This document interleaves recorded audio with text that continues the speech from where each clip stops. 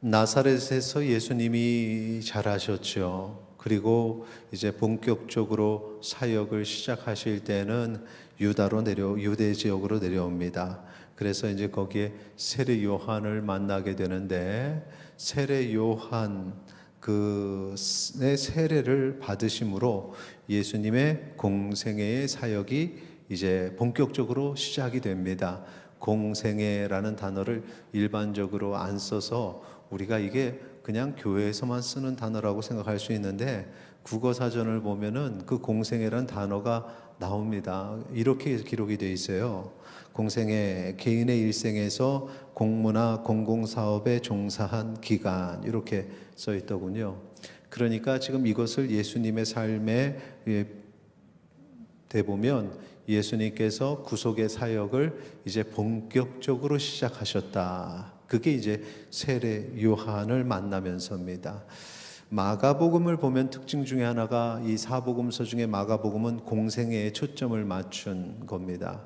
그래서 그 예수님의 탄생이라든가 어떤 그 잘하시는 이야기보다 바로 그냥 예수님께서 행하신 일들, 그 공생의 사역들에 초점을 맞추는데, 마가복음 1장 1절을 보면 복음이 시작이 된다고 선포를 하죠. 하나님의 아들 예수 그리스도의 복음의 시작이라. 그리고 2절에 가면은 선지자 이사야의 글에 보라 내가 내 사자를 내 앞에 보내노니 그가 내 길을 준비하리라 하면서, 이게 마태복음 3장 3절에 있는 내용과 같은데 이미 예언된 세례 요한을 이야기합니다. 그러니까 지금 여기에 공생애에 있어서 예수님의 그 사역의 삶에 있어서 예수님의 그 사역 이전의 세례 요한이 정말 중요한 거죠. 그러니까 세례 요한부터 이렇게 소개를 하잖아요. 그래서 세례 요한을 주의 길을 준비하는 자다, 이렇게 말합니다. 그러니까 먼저 간략하게 정리해서 말씀드리면, 세례 요한이 예수님의 사역을 준비한 방법은 첫째로 죄를 자복하고 아브라함의 자손이 되는 은혜를 받아라, 이렇게 이제 선포하죠. 여기서 죄의 자복은 회개이죠. 그래서 광야에서 회개를 하라고 선포했던 그 목소리입니다. 그리고 두 번째는 회개한 자들, 죄를 자복한 사람들에게 이제 물로 세례를 주게 되죠. 요단강에서 그런 세례를 주었습니다. 이 세례 요한의 사역이 얼마나 중요하냐면은, 지금 앞에 예수님의 사역의 앞에 예비한 자라 그랬죠. 그러면은 그 앞에는 어떤 사건이냐면 구약 성경이에요. 구약의 죄를 씻는 그 사역이 뭐냐 하면은 바로 정결 의식이죠. 그래서 이 구약의 제사 정결케 하는 의식, 그리고 예수님의 십자가 보혈의 구속의 사역, 그 중간을 연결시키는 일을 요 세례 요한이 하는 겁니다. 그래서 세례 요한을 어떤 사람들은 우리 모두 다, 모두 다 세례 요한이 구약의 마지막 제사장이다라고 얘기합니다.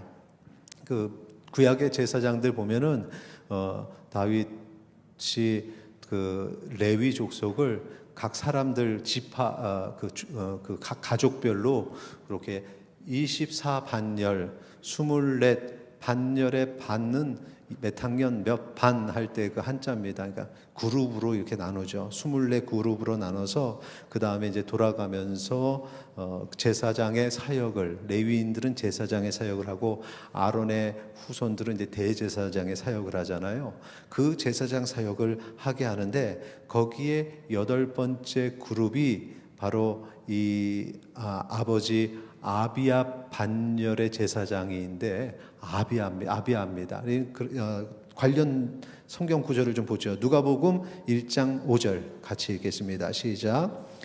유대왕 헤롯 때에 아비야 반열의 제사장 한 사람이 있었으니 이름은 사가랴요 그의 아내는 아론의 자손이니 이름은 엘리사벳이라. 아멘. 자, 여기 보니까 아버지는 사가랴, 어머니는 엘리사벳인데 아버지는 제사장이라는 거죠. 제사장. 그러니까 지금 구약의 그 제사장의 족보가 예수님 시대까지 쭉 내려온 거죠. 신약 시대 제사장의 그 계보를 아비야 반열의 제사장 사가랴, 이걸 통해서 이 구약의 흐름이 여기까지 쭉 내려오는구나를 알 수 있습니다. 지금 여기 아버지 어머니가 다 제사장 집안, 그러니까 당연히 세례 요한도 제사장이 되는 겁니다. 제사장이에요. 제사장이 뭐 하는 사람입니까? 제사를 드리는 사람. 단순하긴 그렇게 얘기하지만 제사를 드리는 방식에 여러 가지 방식들이 있죠. 제사를 드리는 방식 중에 이제 제물을 드리는데 단순히 제물을 번제 불로만 태우는 것이 아니라 그 과정에 있어서는 다 이렇게 그 제물의 짐승의 피를 뿌리는 작업들이 있습니다. 이 뿌리는 짐승의 피를 뿌린다는 게 뭐냐면은 정결 의식입니다. 정결케 하는 거죠. 죄로 더러워진 것을 깨끗게 한다는 의미가 있습니다. 히브리서 9장 19절서부터 22절에 보세요. 모세도 마찬가지로 그 사역을 하는데 모세가 율법대로 모든 계명을 온 백성에게 말한 후에 말씀을 선포하죠. 그 다음에 송아지와 염소의 피 및 물과 붉은 양털과 우슬추를 취하여 그 두루마리 온 백성에게 뿌리는 거죠. 이 행위가 이제 정결의식입니다.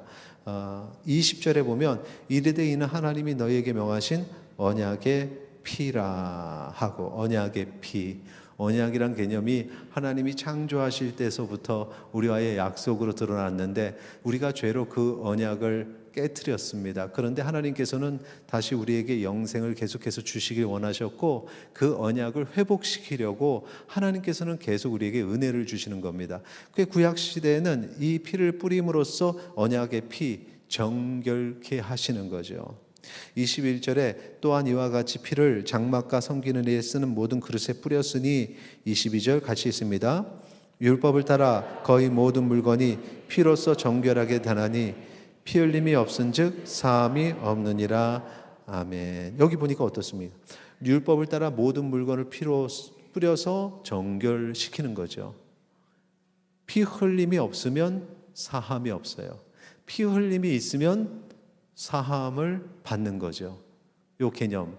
이게 이제 첫 언약에서 우리에게 주어졌던 그 죄의 삭시 사망이라는 거. 피를 흘리게 된다는 거. 그래서 피를 대속해서 흘리는 거죠. 이 짐승이 나를 대신해서 피를 흘렸습니다. 근데 짐승이 완전하게 우리를 대속할 수 없으니 이거는 반복되는 행위가 되는 겁니다. 계속 뿌리는 겁니다. 그 구교회 로마 카톨릭이나 또 이 정교회 같은 데 보면 이렇게 하면서 이게 정결케 하는 행위가 있는데 그게 그냥 예식적으로 보면 제복을 딱 입은 분이 이렇게 하면서 뭔가 정결케 하는, 그럼 우리는 그 앞에서 되게 정결해지는 것 같고 경건해지는 것 같은데 예수 그리스도의 보혈의 피를 거부하는 행위죠. 그러면 안 되죠. 오직 예수 그리스도를 통해서 이제 정결케 되는 건데 구약에 그걸 아직까지 하는 겁니다. 그게 연결이 되는 거예요. 그건 잘못된 거죠. 그래서 제사장은 율법에 기록된 대로 정결 의식을 행하는 사람인데 세례 요한이 행하는 이 일을 보면 그들을 정결케 하기 위해서 그 사역을 한다. 그러니까 세례 요한도 정결 의식을 행하는 겁니다. 제사장이라 그랬죠. 근데 방식이 틀렸습니다. 다른 겁니다. 틀렸다는 말은 취소입니다. 다른 겁니다. 그러니까 구약 시대의 제사장들은 짐승의 피를 뿌렸지만 세례 요한은 짐승의 뿌리는 행위가 아니라 회개하라, 천국이 갖고 왔다. 그래서 회개하는 자들에게 세례를 주는, 그걸 통해서 정결 의식을 행하는 겁니다. 그런데 세례 요한의 그 행위도 완전한 건 아니에요. 그러니까 구약에서 그 제사장들의 짐승의 피의 행위보다는 진일보한 거죠. 믿음으로 가는, 믿음을 고백, 이신칭의 믿음을 통해서 정결하게 된 걸로 진일보한 거지만 그게 완전한 건 아니에요. 그래서 나보다 더 완전한 이가 오시는 거죠. 예수님이 오셔서 성령으로 세례를 주신다. 자, 마태복음 3장 8절 보세요. 그러므로 회개에 합당한 열매를 맺고, 9절에 아브라함이 우리 조상이라 생각하지 말라. 자, 사람들이 아브라함의 후손이 이제 혈육으로서 후손이니까 우리는 아브라함의 자손이야. 구약의 그 언약, 아브라함의 언약의 백성이야라고 얘기를 했는데 그거는 사람의 피가 아니라는 겁니다. 혈육으로 되는 게 아니라 믿음으로 고백하게 되는 거죠. 아브라함의 자손의 개념은 믿음의 고백에서 그 자손이 나오는 겁니다. 그러니까 우리는 여기 동양에 제일 우리 동방의 끝이라고 얘기하는데 거기에 살아가는 사람들인데 아브라함의 후손이 될 수 있는 거는 이게 단지 어떤 혈육의 문제가 아니라 우리가 믿음을 고백함으로 믿음의 조상인 아브라함의 후손이 되는 건데, 그 유대인들은 자기들이 후손이라고 당신들이 아브라함의 후손이라고 생각하면 안 돼라는 얘기를 선포를 합니다. 그 다음에 뭐라고 얘기하느냐, 11절 말씀 우리 같이 읽도록 하겠습니다. 마태복음 3장 11절 시작. 나는 너희로 회개하게 하기 위하여 물로 세례를 베풀거니와 내 뒤에 오시는 이는 나보다 능력이 많으시니 나는 그의 신을 들기에 감당하지 못하겠노라. 그는 성령과 불로 너희에게 세례를 베푸실 것이요. 아멘. 성령의 사람으로 딱 인치는 거는 예수님의 사역을 통해서 딱 그게 이루어지는 거고, 그럼으로써 완성이 된다. 예. 내 정결 의식은 나는 그냥 너희들이 회개하는 그것으로 인해서 세례를 주는 그 정결 의식이지만 이게 완전하지가 않아. 그래서 완전한 건 성령의 임재를 경험하면서 그렇게 완전하다. 성령의 시대, 그러니까 신약의 시대에 성령께서 임재하시죠. 물론 성령께서 그때 처음 오신 것이 아니라 창세기 세상을 창조하실 때부터 성령께서는 성자 하나님과 삼일체 하나님이 다 그 사역을 하셨습니다. 구약에도 하셨어요. 그런데 그 정결 의식을 행하는 과정 속에는 성령께서 개입하지 않으셨던 겁니다. 그리고 지금 그 세례 선포하고 회개하라고 선포하고 회개한 사람들이 올 때 세례를 주는 거기에도 성령께서 임재하시는 그건 아니었다. 근데 그 뒤에 이제 성령의 임재로 이 모든 것을 마침표를 짓는, 완성 짓는 그분이 오신다. 그 정결 예식을 행하는 분이 오신다. 우리의 참된 제사장이 되시는 거죠. 왕이 되시고 선지자가 되시는 예수님이 오신다. 이 얘기를 했던 겁니다. 자, 여기까지 우리가 정리하면 지금 세례 요한은 제사장의 사역을 통해서 정결 예식을 행하는데 이전에 구약의 제사장들과는 다른 방법을 했다. 그게 뭐냐? 회개하라. 그리고 아브라함의 자손이 되기 위해선 믿음을 가져야 된다는 그걸 선포했죠. 심판이 다가온다고. 그리고 회개하는 자에게 세례를 줬던 것. 이것이 바로 예수님과 구약의 사역의 중간 고리의 역할을 하는 겁니다. 그러면 우리가 꼭 중간 고리가 필요합니까? 그냥 그동안 세례 요한을 강조하지 않을 땐 구약에서 신약으로 넘어왔고 구약의 제사가 예수님의 십자가의 보혈, 그것으로 바로 넘어왔잖아요. 이거 중간에 그렇게 꼭 필요합니까? 사실은 세례 요한도 그렇게 생각했습니다. 예수님이 자기에게 왔을 때 세례를 받으러 오셨을 때 이건 아니죠 라고 얘기를 했습니다. 그 한번 보죠. 마태복음 3장 13절. 이때 예수께서 갈릴리로부터 요단강에 이르러 요한에게 세례를 받으려 하시니 14절 같이 읽겠습니다. 시작.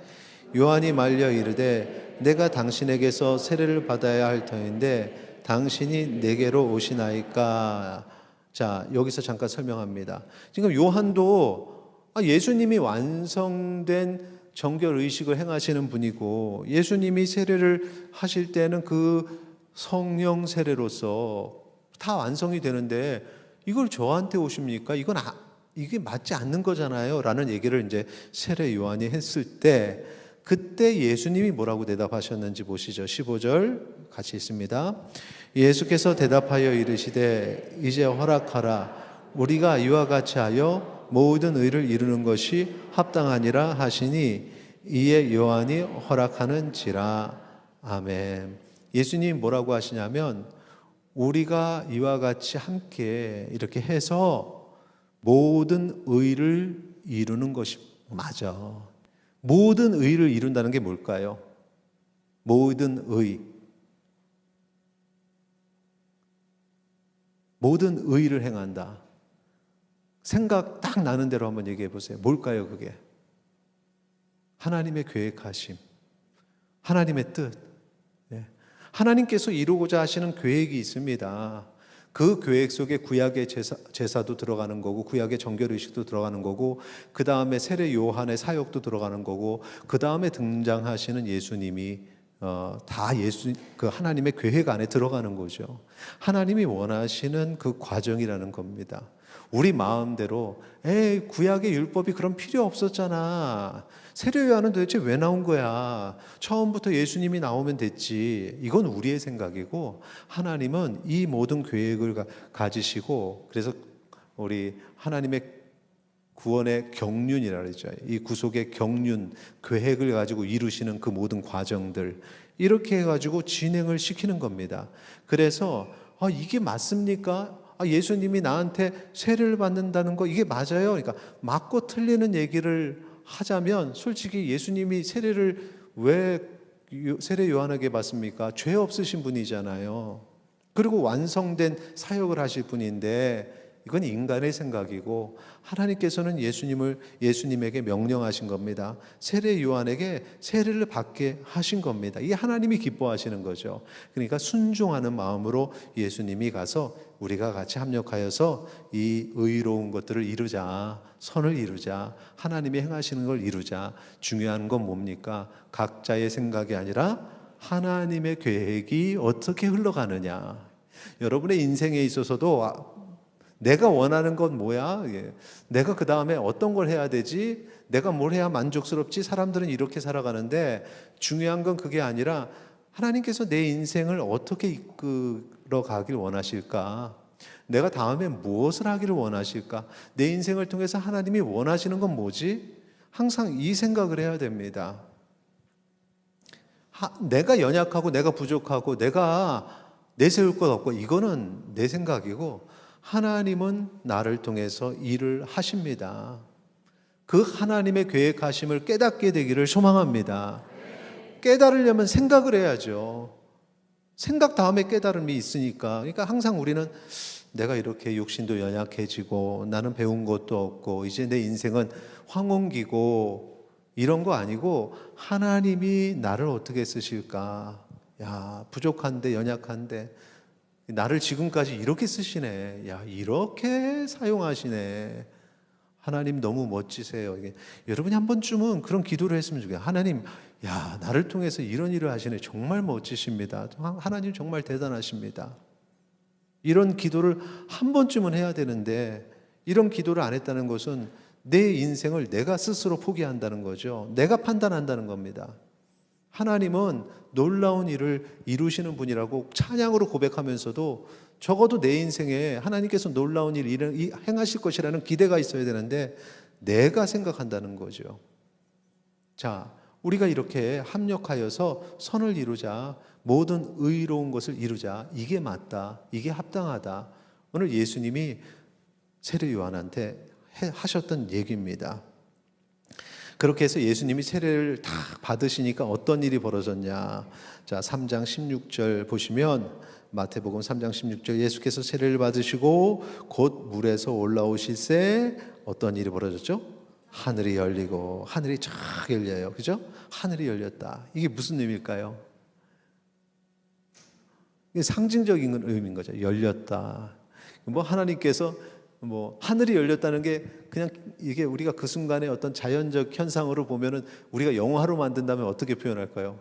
구름이 끼어 있다가 갑자기 구름이 쫙 떨어지면서 해가 쫙 비춰지고 그렇게 표현이 되겠죠. 우리의 생각으로는. 그냥 하나님과 우리가 소통이 되는 겁니다.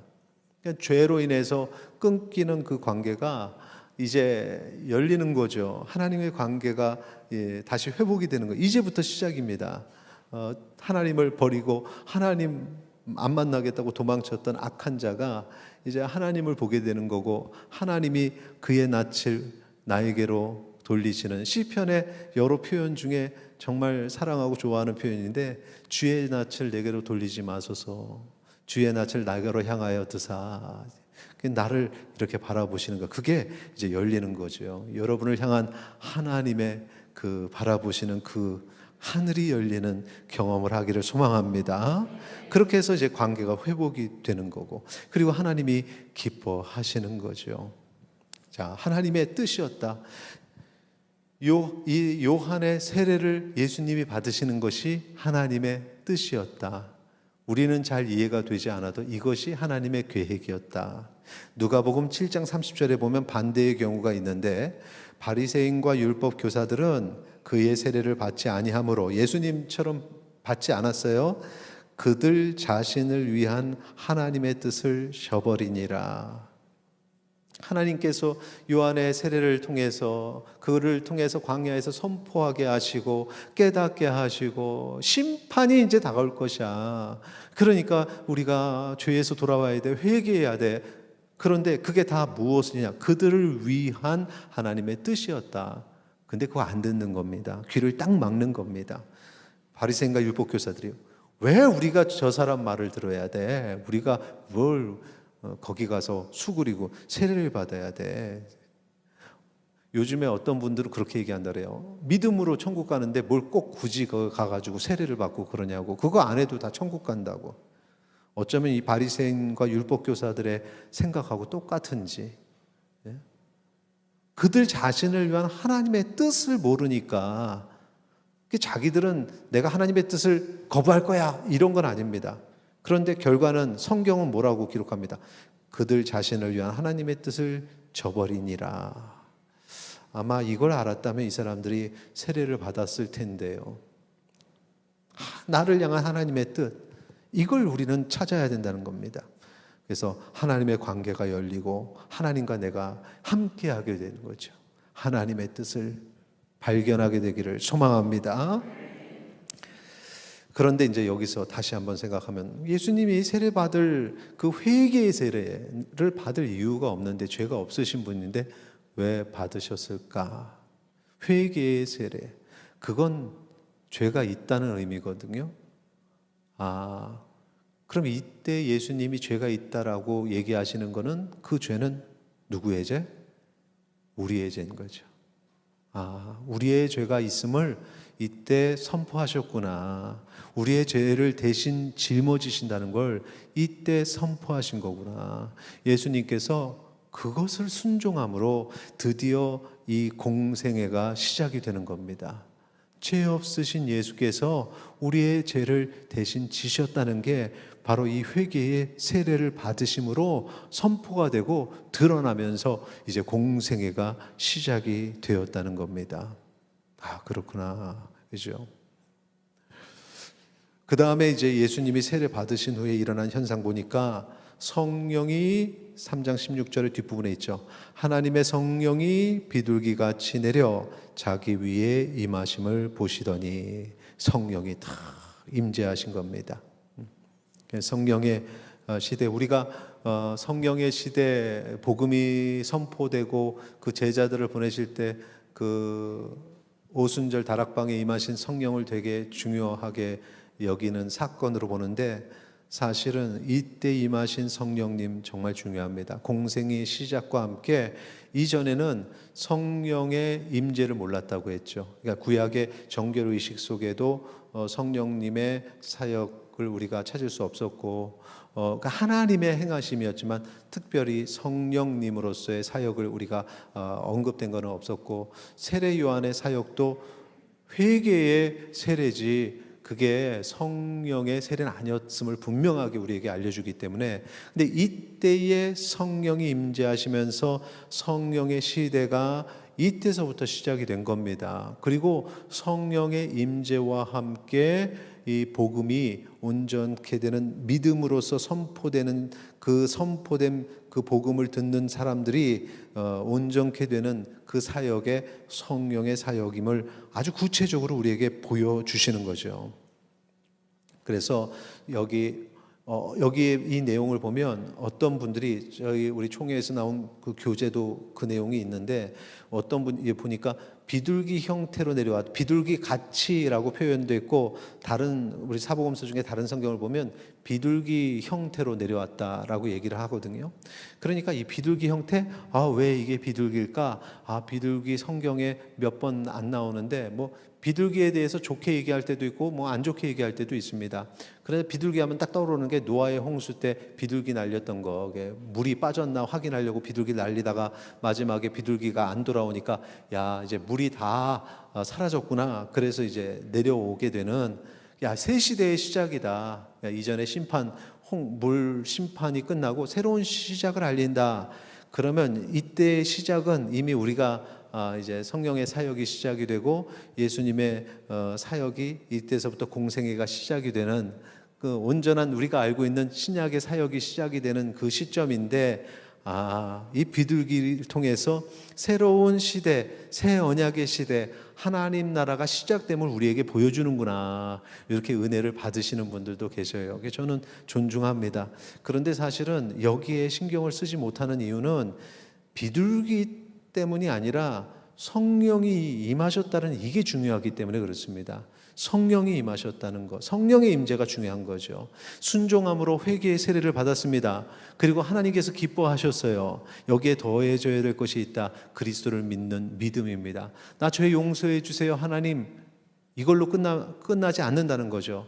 예수 그리스도를 믿는 믿음으로 예수 그리스도의 보혈의 피로 정결케 되는 의식이 필요하다. 이게 바로 예수 그리스도의 세례입니다. 그 순간에 성령께서 우리에게 임재하신다는 거죠. 자, 성령 세례가 무엇인지 정리해서 말씀드립니다. 회개하고 그리스도의 십자가 구속을 믿으면 그 다음에 같이 있습니다. 시작. 하나님께서 의롭다 칭하시고 동시에 성령께서 나에게 임하시는 것, 바로 이겁니다. 그러니까 성령 세례라는 것은 이게 우리가 믿음을 고백하는 순간에 하나님께서 나를 의롭다 칭하시고 그럼으로써 그 성령께서 나에게 임하셔서 내가 성령의 사람이 되는 것, 이게 성령의 임재인 겁니다. 많은 사람들이 무슨 성령을 하나의 물질처럼, 그래서 성령을 뭐 주고받고 내가 받아야 되고 누가 받도록 도와주고, 그게 아닙니다. 성령께서는 하나님이신데요, 성령 하나님께서 내게 임하셔서 나와 함께 하신다는 게 어떻게 뭘 받는 것처럼 그렇게 표현을 합니까? 막 뭐 뜨겁고 뭐 하고. 성부 하나님, 성자 하나님, 성령 하나님이 나에게 임하실 때마다 무슨 효과가 틀립니까? 차갑고 뜨겁고 뭐 이렇습니까?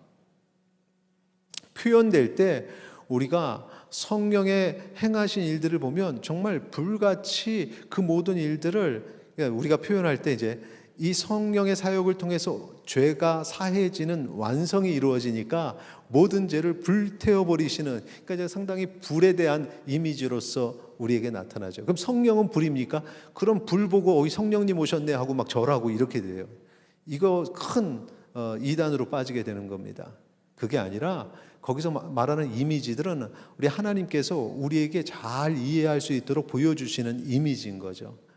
불같은 성령께서 임하셨다, 비둘기 같은 성령께서 임하셨다, 이거는 하나의 이미지로서 우리에게 보여주는 거죠. 중요한 건 성령께서 내게 임하셨다, 이겁니다. 자, 사도행전 19장 1절에서 5절의 내용을 볼 텐데, 자, 여기서 이제 우리가 읽으면서 생각해야 될 게 뭐냐면, 그러면 우리가 지금 세례식을 통해서 세례를 받는데 이거는 세례 요한처럼 물 세례잖아요. 그럼 이건 회개의 세례인가? 아니면 성령 세례인가? 이걸 한번 좀 찾아보겠습니다. 사도행전 19장 1절에서 5절, 1절 보시면 아볼로가 고린도에 있을 때 바울이 윗지방으로 다녀 에베소에 와서 어떤 제자들을 만나, 여기 보니까 바울이 에베소에 갔습니다. 그리고 거기서 교회에 속한 제자들, 크리스찬들을 만난 겁니다. 그리고 2절에 너희가 믿을 때 성령을 받았느냐라고 묻죠.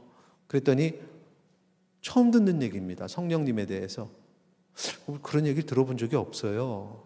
그러니까 3절에 가서 바울이 그러면 너희 무슨 세례 받았느냐 그랬더니 그 세례 요한의 세례를 받았습니다. 이 요한의 세례가 뭐라고요? 그 밑에 4절에 보면 바울이 이르되 요한이 회개의 세례를 베풀며 백성에게 말하되 내 뒤에 오시는 이를 믿으라 하였으니 이는 곧 예수라. 바로 이거죠. 회개의 세례, 요한의 세례, 죄를 고백했구나.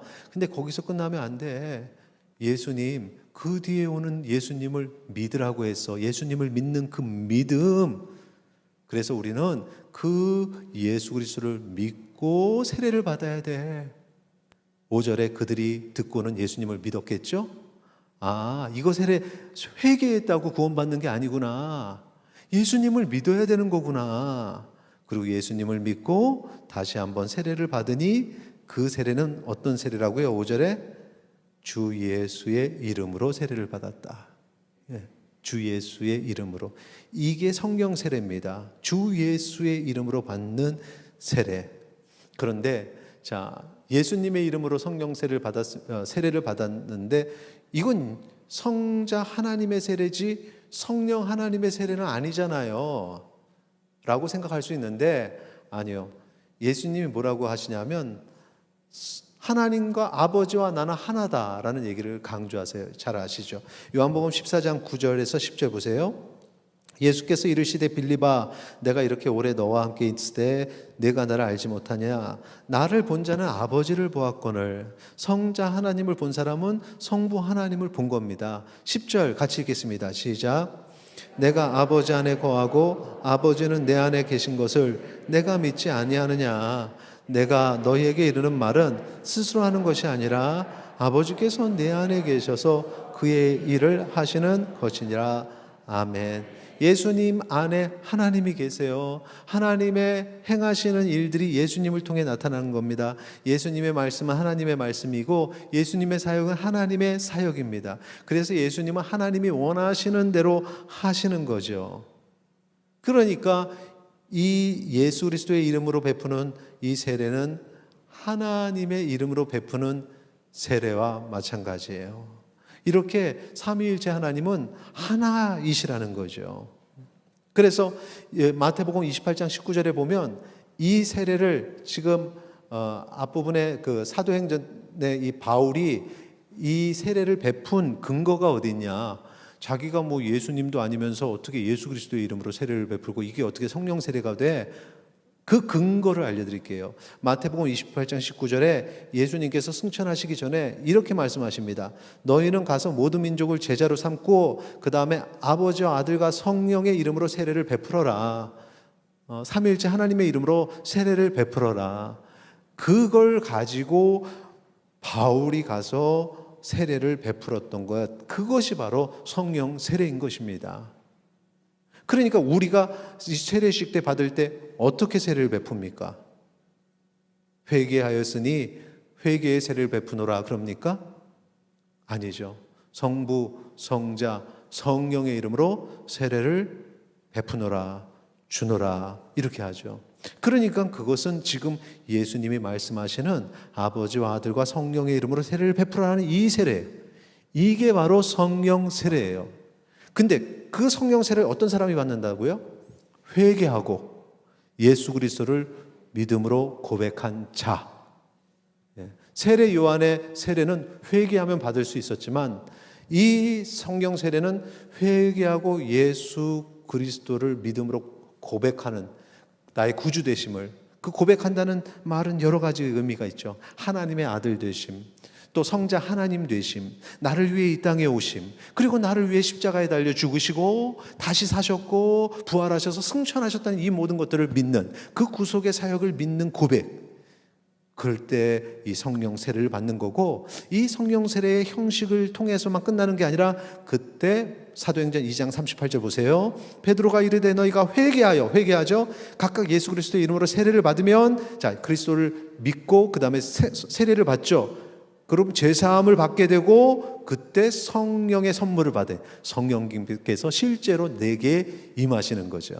그래서 우리는 성령의 임재를 경험하게 되는 겁니다. 자, 믿음을 고백한 여러분에게, 진정한 그리스도에게 묻습니다. 여러분은 성령의 임재를 경험하셨습니까? 그런 거예요. 그런 겁니다. 교회 다니고 내가 믿었는데 성령 받았냐고, 성령 받아야 된다고 자꾸 옆에서 하는 사람들 말에 넘어가지 마세요. 하나님의 말씀이 이미 믿음을 고백하고 예수 그리스도를 믿고 따르는 주의 자녀들은, 주의 백성들은 이미 성령의 선물을 받은 거죠. 이걸 흔들어 놓는 거는, 이거는 사탄이 하는 일입니다. 하나님의 백성, 성령의 사람들을 왜 흔들어 놓습니까? 회개, 예수 그리스도의 이름으로 받는 세례, 성령의 임재, 이 세 가지가 함께 언급이 되는데, 자, 다시 한번 정리하죠. 복음을 듣고 믿는 거 우리 좀 보세요. 복음을 듣고 믿는 것, 예수 그리스도의 십자가 구속의 은혜를 깨닫는 것, 회개하고 세례를 받는 것, 성령의 임재를 경험하는 것, 이거는요, 내가 믿는다라는 표현 속에 다 담긴 겁니다. 이게 동시에 다 일어나는 겁니다. 물론 사람마다 시간차는 있을 수도 있지만 이게 뭐 순서대로가 아니라 동시에 일어나는 하나님의 행하시는 일들입니다. 그렇게 우리가 정결케 되고 이 과정을 통해서 성령의 임재를 경험함으로 말미암아 우리는 정결 의식을 마친 자, 정결하다고 칭함을 받는 의로운 자가 되는 것입니다. 그래서 마지막에 어떻게 되느냐? 고린도후서 5장 17절 같이 읽습니다.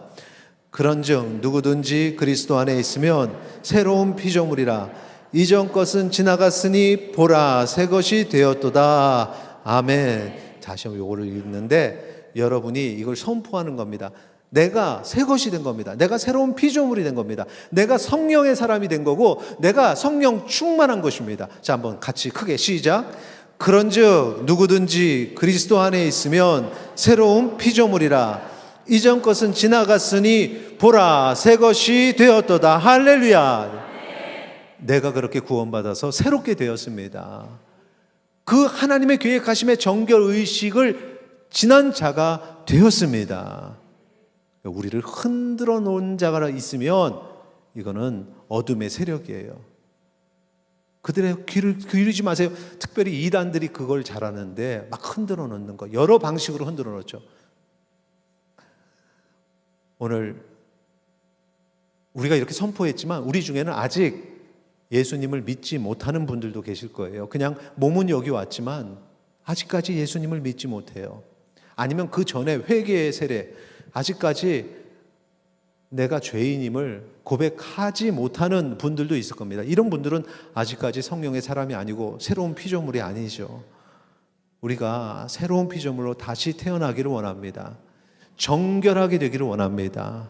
심판의 때가 오고 하나님 나라에 들어갈 하나님의 백성들을 구별할 때가 오는데 여러분들이 그곳에 우리와 함께 하기를 소망합니다. 이것을 위해 세례 요한이 그 인생을 드렸고 우리도 오직 예수 그리스도의 삶을 살고 있는 것입니다. 인생은 바로 이것이죠. 오직 예수 그리스도를 통해서 주의 자녀로 살아가는 것. 세상 사람들처럼 그런 세속적 생각에 살지 마시고 오직 예수 그리스도의 삶을 살아가는 주의 백성 되시기를 축원합니다.